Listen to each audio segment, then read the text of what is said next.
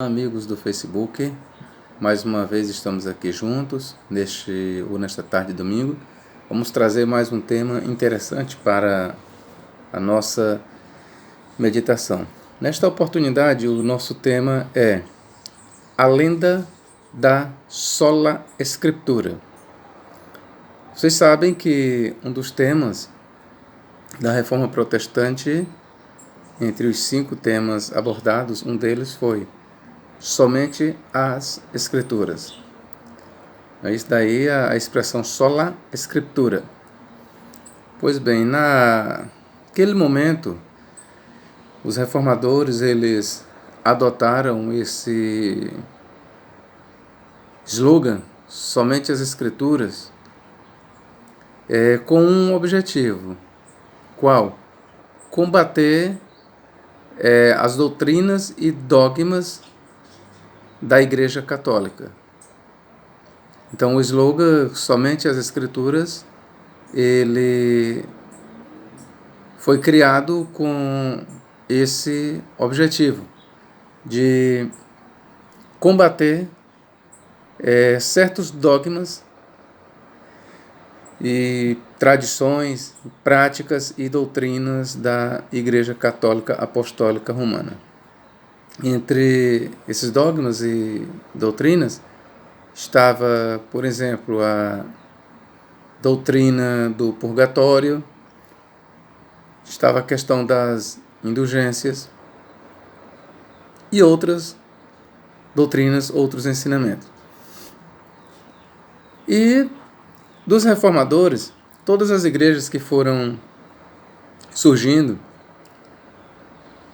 igrejas evangélicas e qualquer outros movimentos que eles tinham por objetivo se pautar principalmente sobre a Bíblia, eles passaram a adotar também este slogan, somente as Escrituras.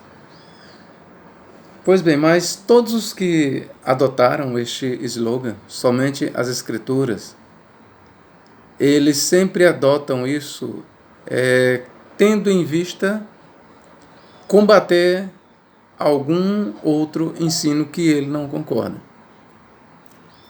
E para reforçar essa ideia, que eles querem dizer que só usam a Bíblia, só usam a Escritura, porque o slogan sola Escritura ou somente a Escritura, que pretende transmitir a ideia por aqueles que assim propagam que usam somente a Bíblia, o que é que eles estão dizendo para você? Que não, nós só usamos a Bíblia Sagrada. A nossa doutrina é puramente bíblica, não tem mistura, não tem tradição como da Igreja Católica, não tem isso, não tem aquilo. Então nós só usamos as Escrituras. E essa é a ideia passada pelas igrejas de viés protestantes, as evangélicas, todas as igrejas, ou pelo menos quase todas, né? Elas usam este slogan sola Escritura, somente as Escrituras. E uma outra afirmação deles é que eles dizem que os próprios apóstolos usaram somente o Antigo Testamento, somente as Escrituras. E aqui é onde vai entrar o que nós chamamos de a lenda da sola Escritura.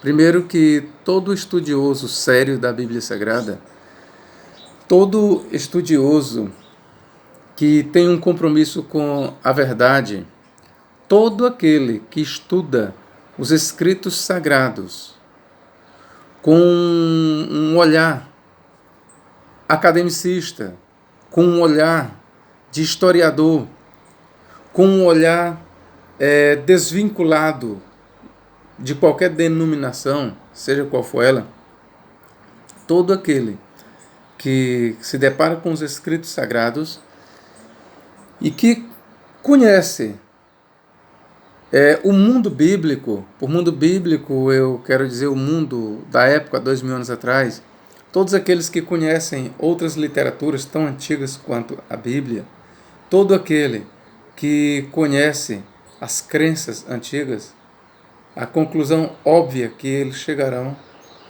é que é uma lenda esse slogan, sola escritura. E lendário mais ainda é dizer que os autores bíblicos defendiam isso, somente as escrituras. Isso não é verdade.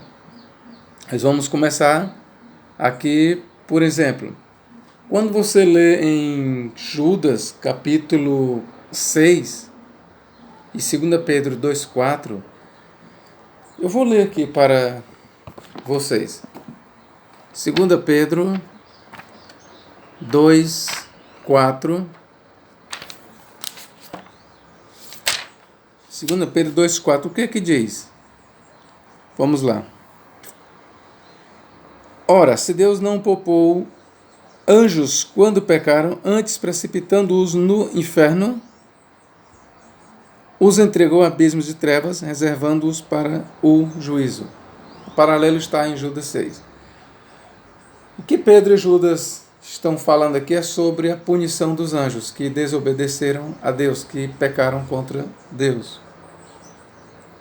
E esses anjos, como castigo de seu pecado, eles foram lançados no Tártaro, conforme diz a palavra grega em 2 Pedro 2,4, tartarossas, de Tártaros.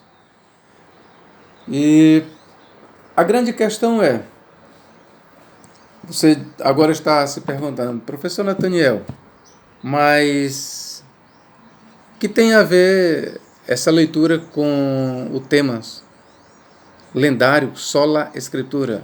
Tem tudo a ver. Primeiro que eu vou lhe perguntar agora, o Antigo Testamento, e aqui eu me refiro apenas ao Antigo Testamento protestante, evangélico, de 39 livros. Mas, se quiser, vamos incluir também o Antigo Testamento católico, de 46 livros. Pergunto a você, onde está escrito nas páginas do Antigo Testamento, onde é que nós podemos ler que Deus lançou anjos no Tártaro, que estão lá acorrentados, esperando o dia do juízo? Você pode me mostrar isso? Não, você não pode me mostrar, porque realmente não existe. Dos 39 livros do Antigo Testamento, ou 46 livros, conforme o cânon da Igreja Católica, você não vai ver em nenhum momento falando-se da punição dos anjos que foram lançados no Tártaro, porque pecaram. Não, você não vai ler isso. E aí você pergunta agora, de fato, nós não lemos, e de onde foi que Pedro e Judas tiraram essa ideia de que os anjos que pecaram contra Deus estão acorrentados no Tártaro? Eles tiraram isso do famoso livro de Enoque. O livro de Enoque que eu tenho em mãos aqui, é no livro de Enoque que nós temos a história de que os anjos que coabitaram com mulheres, eles foram sentenciados ao Tártaro, estão lá acorrentados. Então é a partir do livro de Enoque e também do livro de Jubileus, outro livro bem antigo da literatura judaica, que 2 Pedro 2,4 e Judas 6 tiraram essa ideia de que os anjos que pecaram estão acorrentados. Então por aqui você vê que os autores bíblicos, eles não usavam somente o Antigo Testamento.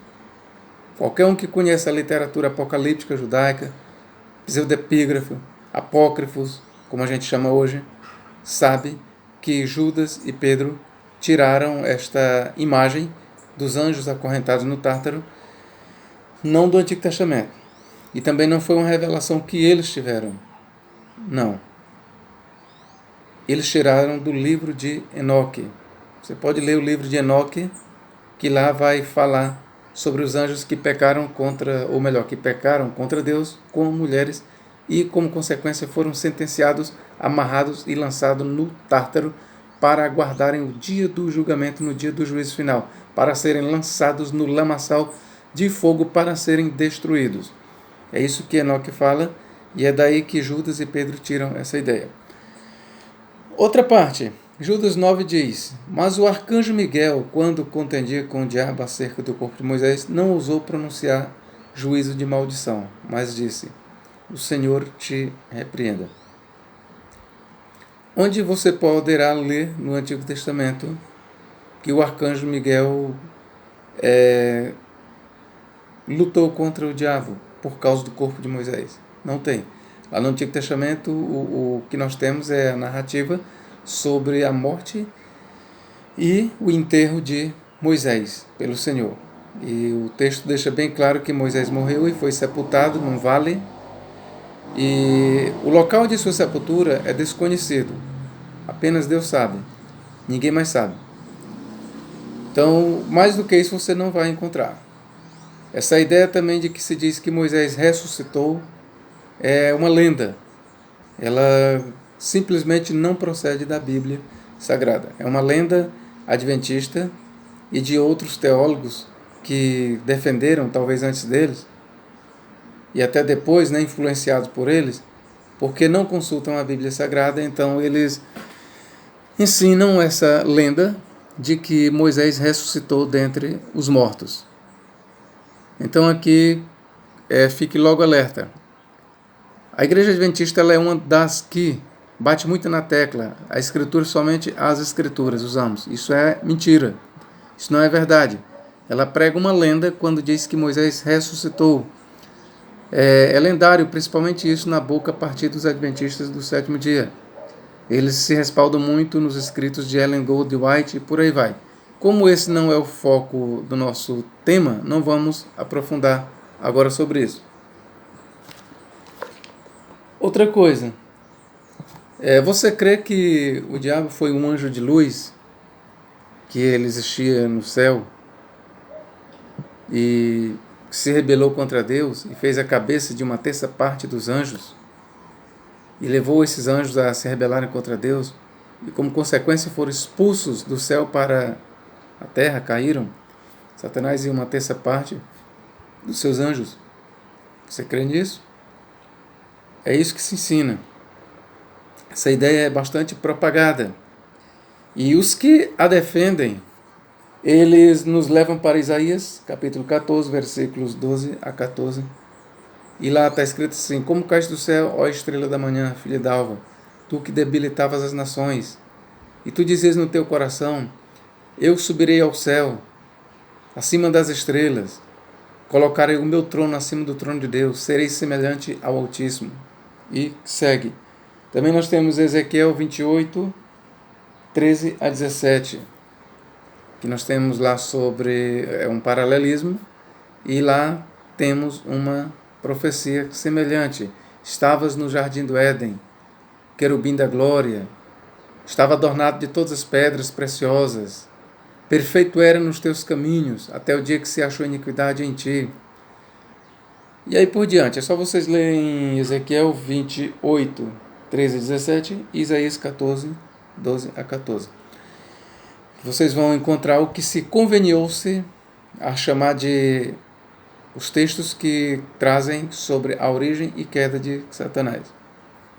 Pois bem, a grande pergunta é: será que Ezequiel e Isaías estão mesmo falando da queda de Satanás?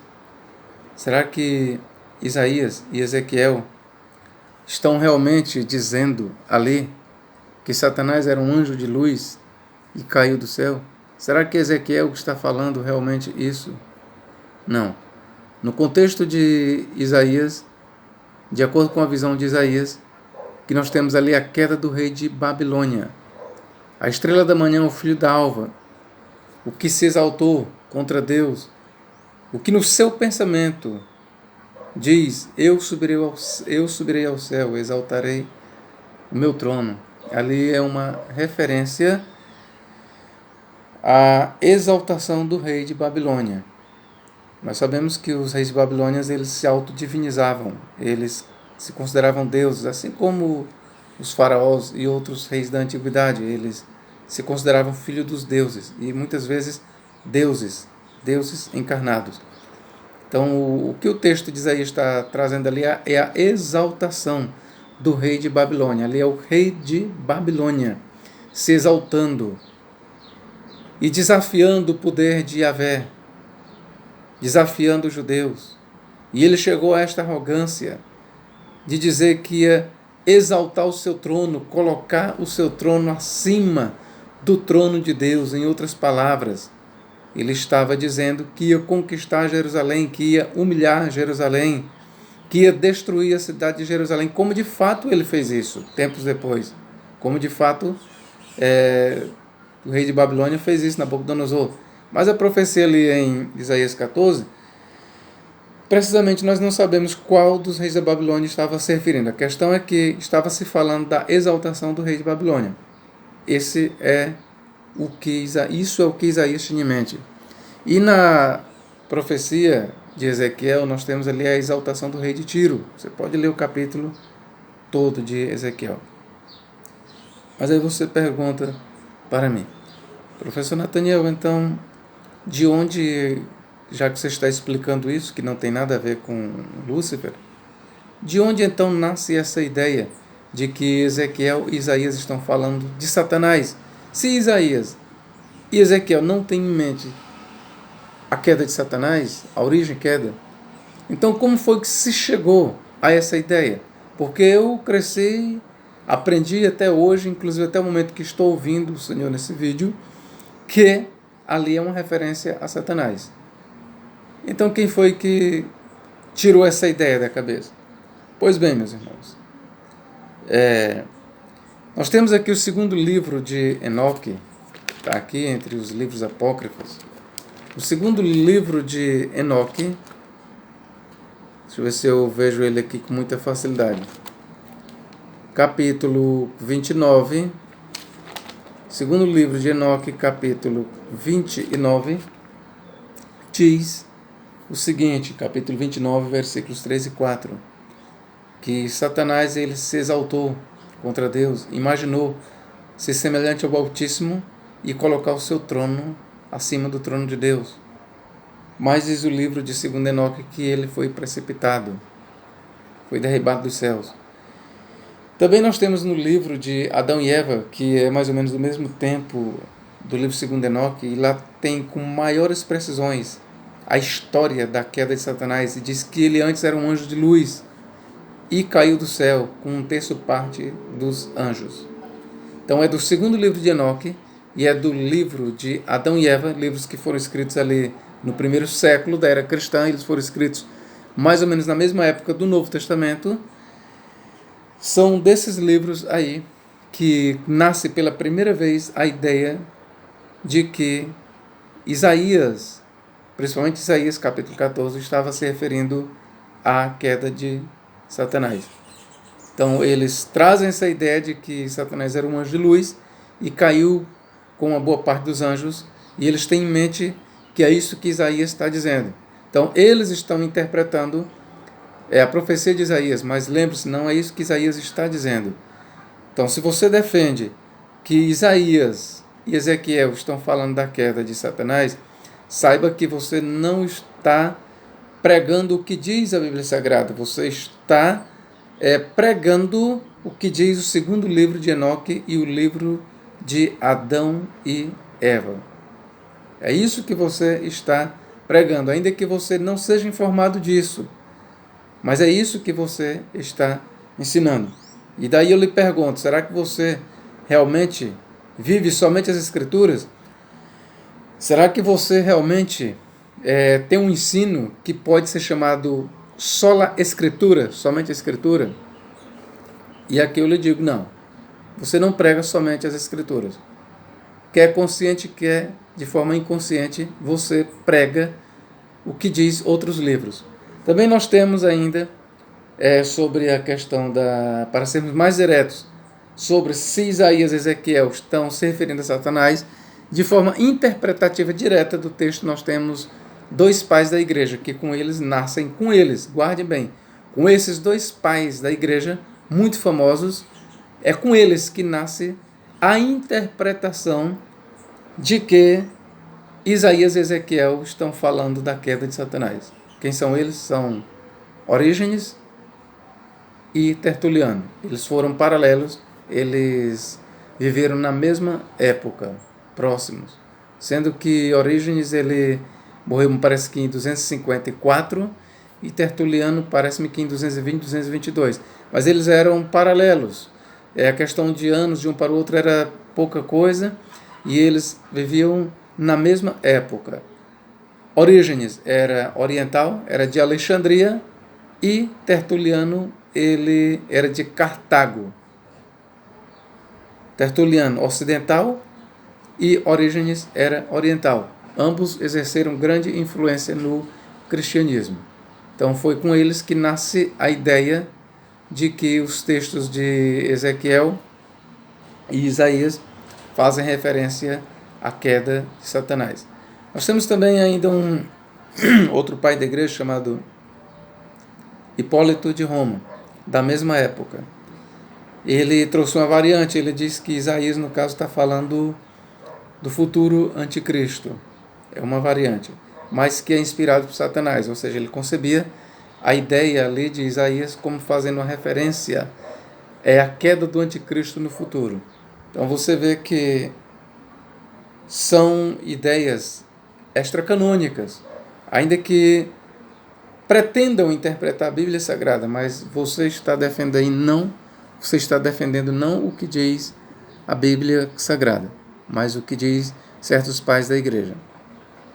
Obviamente eu não estou dizendo aqui que é uma heresia o que eu estou falando aqui agora sobre essa interpretação. O que eu estou lhe mostrando aqui é que é lendária essa história de que eu só uso as Escrituras, eu só uso a Bíblia Sagrada. Isso é uma lenda, isso não existe. Os reformadores eles usavam esse slogan, mas era contra a Igreja Católica, mas eles mesmos eles não usavam somente a Bíblia Sagrada. Você sabia que os 7 livros apócrifos, que nós consideramos apócrifos, que fazem parte do cânon da Igreja Católica, eles não foram retirados da Bíblia dos reformadores? Eles constavam na Bíblia de Martim Lutero e de Calvino e de outros reformadores. Você sabia que somente a partir de 1800 é que esses livros foram tirados das Bíblias protestantes? Guarde bem, a partir apenas de 1800 é que esses livros passaram a não ser mais usados, a não ser mais editados nas Bíblias de confissão protestante. O professor não sabia disso. Você pode pesquisar no YouTube, pode comprar bons livros que falem sobre o que eu estou lhe dizendo aqui, que é exatamente isso. Os reformadores, eles ainda conservaram esses 7 livros nas suas Bíblias, porque mesmo que eles não tivessem eles como livros inspirados, mas eles conservaram e usavam. Quando era benéfico para eles, eles usavam. Eu tenho aqui alguns tratados de Martim Lutero, e ele continuou usando livremente os livros de Eclesiástico para fundamentar algumas das suas doutrinas. E aí por diante. Inclusive, para você que não sabe, Martim Lutero ele era devoto de Maria. E aí surge a pergunta: até que ponto isso é verdade? O slogan é da Reforma, somente as Escrituras. Eles usavam isso apenas contra aquilo que eles não concordavam. Só isso. Então, o que eu estou lhe falando nesta tarde de domingo é que nenhuma igreja usa somente as Escrituras. Nenhuma. Ou para mais ou para menos. A diferença é que umas são mais escancaradas. Por exemplo, a Igreja Adventista do Sétimo Dia, ainda que ela queira desdobrar, mas para ela os livros de Ellen Goldwhite são tão inspirados quanto a Bíblia Sagrada. O que é, aí eu lhe digo, uma posição herética. Aí nós temos que rechaçar essa ideia. É uma posição herética. Ok? Meus queridos, pois por enquanto vamos ficar por aqui com este vídeo. Eu gostaria que você divulgasse o nosso trabalho, dê um like, curta, faça comentários também, porque isso é importante, você interagir comigo. Faça comentários, ok? Paz do Senhor Jesus Cristo.